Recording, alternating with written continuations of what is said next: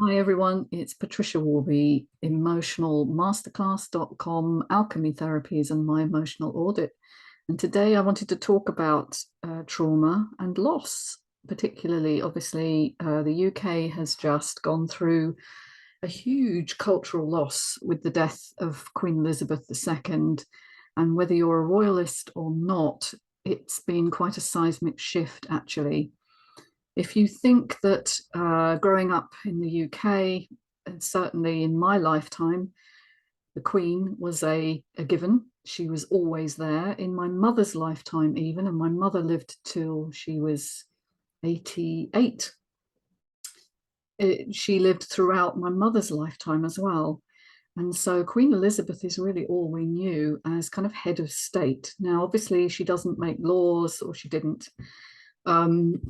We still have a parliament, but she was sort of the head of everything. And she was a rock throughout many troubled times. The most recent I can think of was during the COVID pandemic when she did a broadcast to the nation.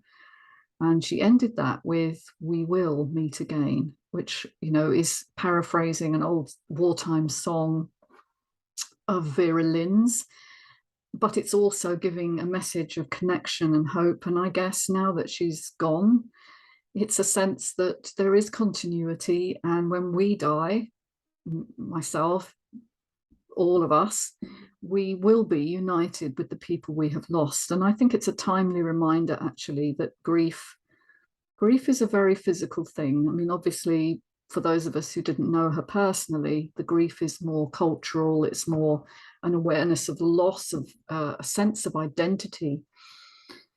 But for those of us who have lost loved ones at this time, I want to reach out to you as well, because it's often difficult when large events overshadow the more personal ones. And I am coming up to the anniversary of 40 years of the death of my father, which I had only just remembered actually, that it was the anniversary for exactly 40 years. He died in October, I think it was October the 4th, or it might have been October the 2nd. Oops, I'm not entirely clear, I can't remember, but it was definitely around that time in 1982. So we're coming up to 40 years. I was 18. I was just at university for the first time, the first in my family to go to university. It was a tremendous opportunity. It was incredibly exciting, but also absolutely terrifying. I had nobody in my family who'd been, nobody to ask what it was going to be like or to help me prepare.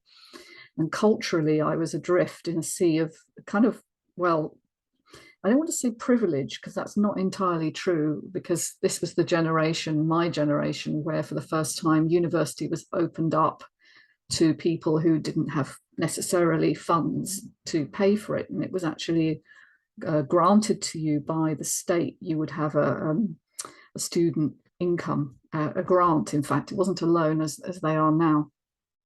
And so I was one of the first generation of children who could go just on merit alone. And that's what happened. But it didn't really prepare me for the massive change from being maybe in the top 2 or 3 in my school to being middling in a group of gifted students.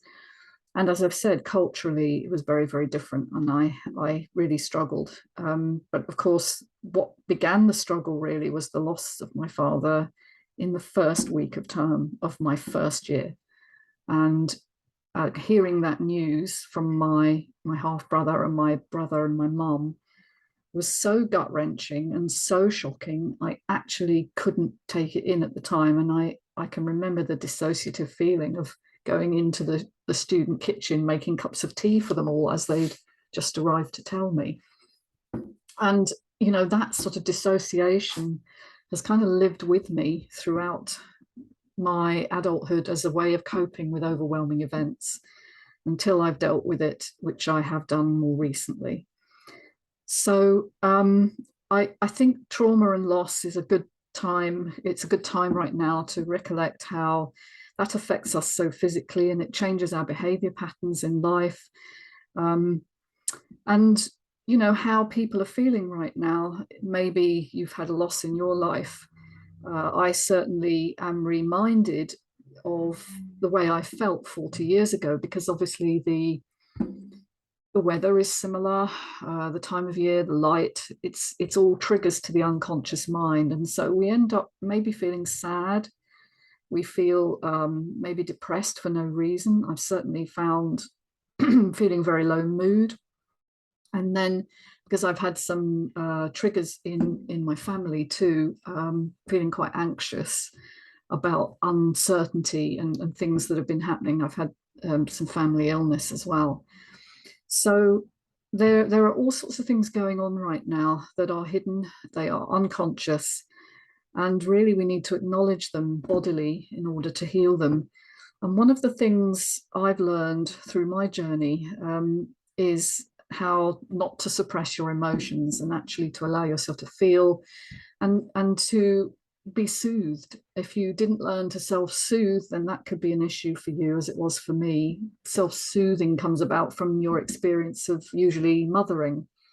And my mother herself was traumatized because of her experience growing up as a child. And I'm just writing about that actually for a presentation that I'm doing in the next couple of weeks on transgenerational trauma. But not all trauma is yours. Sometimes it's your parents' trauma, and both my parents were traumatized.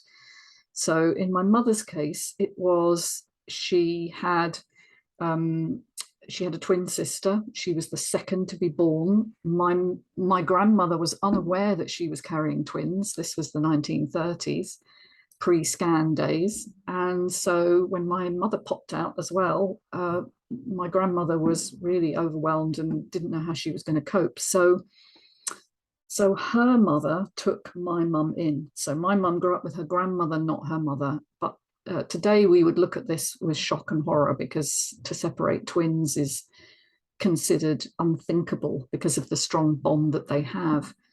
But in that time, an era, perhaps, you know, economics ruled the day really, and it was much more tricky for people to be sentimental, if you like, about keeping children together. And so my mother was brought up by her grandmother, which was, it was a good, you know, loving home.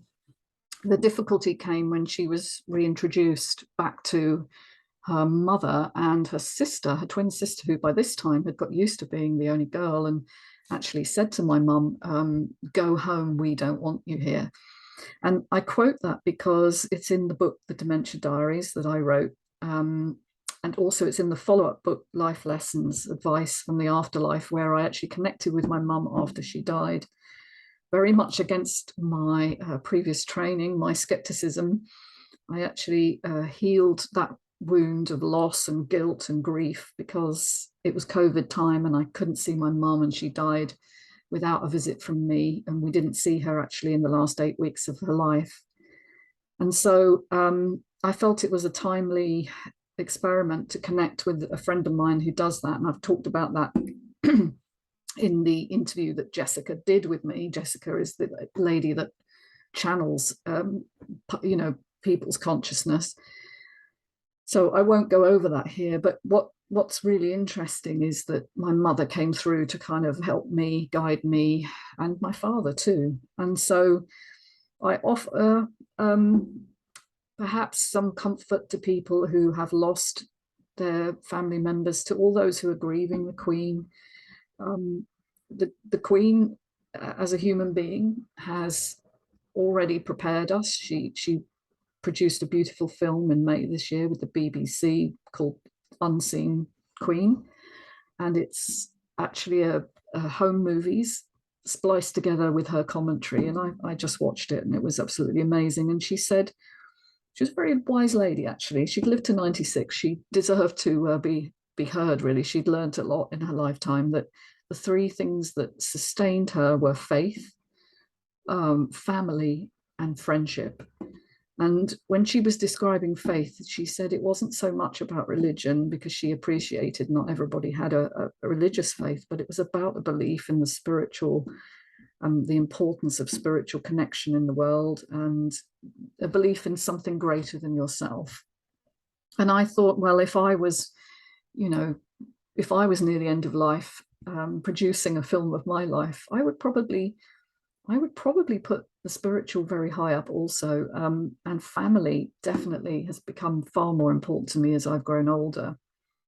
I think in my early adulthood, I wanted to disconnect from family in order to find my own voice and my own authenticity. And I kind of rejected everything my mother had been and done and said. And I wasn't very kind to her, really. And, you know, she found it very dismaying and difficult. I was quite a difficult person to be with.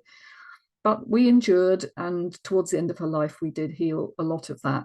As I came back into connection with my family, that I think is just so amazing and important. And I have quite a large family. I don't have my own children, but I have lots of nephews and nieces and grand nephews and nieces now. Um, and they're a great family. And despite difficulties that some of us have had, we actually have we've certainly come together in the last few years. I saw my half brother recently, who's my dad's son, but not my mum's. And it was just wonderful to see him, because as he ages, he reminds me more and more of my dad. And um, it just was a lovely connection. So, folks, don't give up on connection. Don't give up on the things that matter, because, you know, money is not one of the values that will endure. You can't take it with you. But love and connection does endure, and it's one of the most important things in life. So I just wanted to summarize that, my thoughts on life and loss and the meaning of. And just to update you with what's going on at Alchemy Therapies, we've got the Thrive program starting next week, which is a 3-module introductory course on the mind and body connection. And then the follow-up to that is the emotional audit, which starts, I think it's the 17th of October, for an 8-module course, which is very much more in-depth and sort of live discussion forum as well, and support throughout. So I'm hoping any of you listening, if you're interested, I'll put the links below. But take care of yourselves, be kind, be generous, and be compassionate. Take care. Speak soon.